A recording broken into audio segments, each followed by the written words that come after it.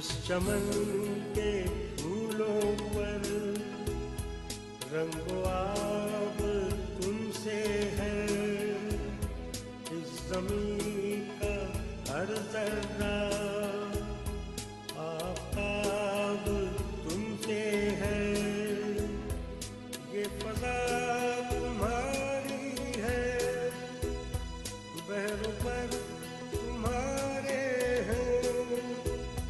कहकशां के ये जाले रहगुज़र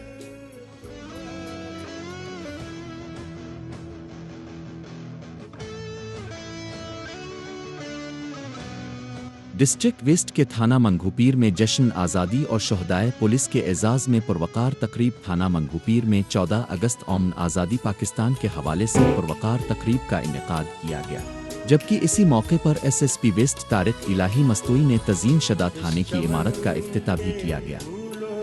तकरीब में एसएसपी वेस्ट तारिक इलाही मस्तूई, तमाम एसडीपी इवज़, एसएच इवज़, पुलिस अफसरान व जवानों और शोहदाए पुलिस के लवाहिकीन ने शिरकत की।